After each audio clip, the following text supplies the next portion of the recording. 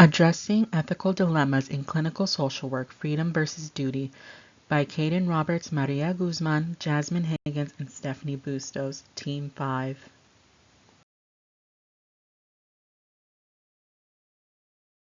This scenario involves a clinical social worker who is struggling to reconcile their personal religious beliefs with their professional obligation to provide unbiased and supportive care. The client is a 25-year-old male in therapy for depression and anxiety. He has recently disclosed he is gay and wants to come out to his family. He seeks support through the social worker to navigate the potential family rejection. Due to the social worker holding religious beliefs that oppose homosexuality and having a client that is gay, the social worker is considering transferring the client due to personal biases.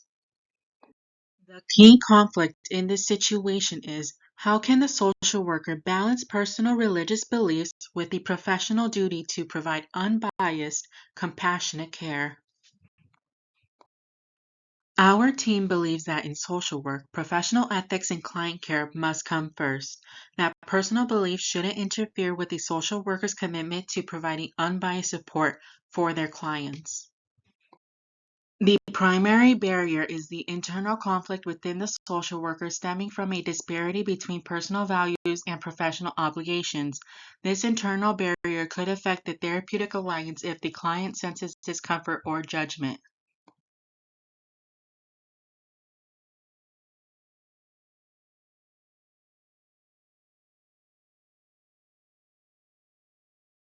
Another barrier could be access to alternative therapists if the client lives in an area with limited resources. Due to the limitations, the client could be left feeling abandoned. Objections might include the social worker's belief that providing counseling in this context conflicts with their religious convictions or the idea that they cannot ethically support a relationship they view as contrary to their faith. Another objection might be the social worker's fear of violating their religious community's values or expectations. Using ethical subjectivism, which examines the idea that moral judgments are expressions of individual attitudes rather than objective truths, this viewpoint might prompt the social worker to recognize that their feelings about homosexuality are subjective and not an inherent reflection of the client's morality or well-being. Recognizing this could assist the social worker in providing unbiased support as professional ethics emphasize respect and empathy regardless of personal beliefs. This keeps in line with the National Association of Social Workers Code of Ethics.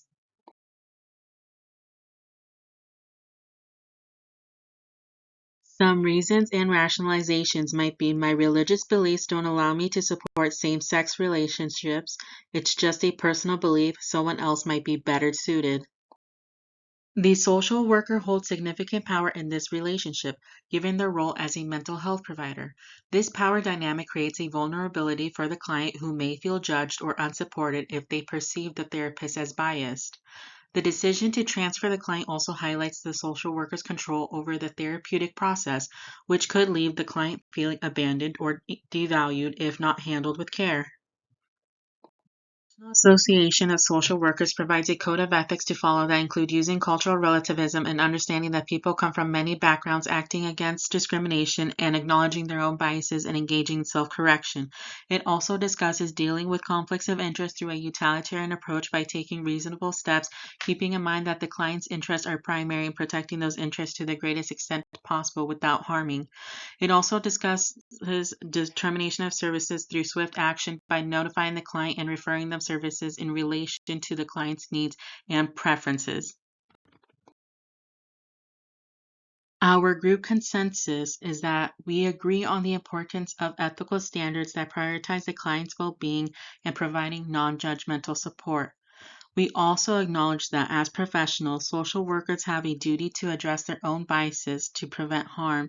This consensus reflects the core values of social work, including respect for dignity and self-determination, by not allowing our personal beliefs to interfere with our commitment to provide unbiased support. Although as a group we agree on social workers prioritizing the client's well-being and providing unbiased support by not allowing our personal beliefs to interfere, The area we disagreed on is determining whether transferring the client is ever appropriate, especially if the social worker cannot reconcile their beliefs with their role. While professionals are advised to set aside personal values, some may argue that in case of genuine conflict, transferring could be ethically justifiable to avoid causing harm. This is challenging because it involves balancing respect for the client's need with the practitioner's own capacity to provide unbiased care. Not only that, but other professionals who are better suited with better resources might be a better fit for our client since they might have more experience dealing with the LGBTQ community. In addressing ethical dilemmas, we learned that many factors can influence biases, such as cultural relativism, where the social worker may have been raised with a religion that sees homosexuality as a sin, creates a conflict with their obligations as a social worker. We also learned that the National Association of Social Workers provides a code of ethics that provides details on what to expect in the profession and how to combat these biases. Our strengths in working as a team is that we agreed on social workers prioritizing the client's well-being using a utilitarian approach and not letting personal biases interfere. We communicated well by using Zoom meetings and a group chat. We also used a shared Google Doc and Google Slide to work on the project on our own time. The ability to agree and communicate made us very compatible as a team. The challenges we face with this project is finding time to work on this together as we have class, families, jobs, and other commitments to attend. Another issue was figuring out how to divide the work as we did not want to give a team member too much or too little. The following are our citations in APA format.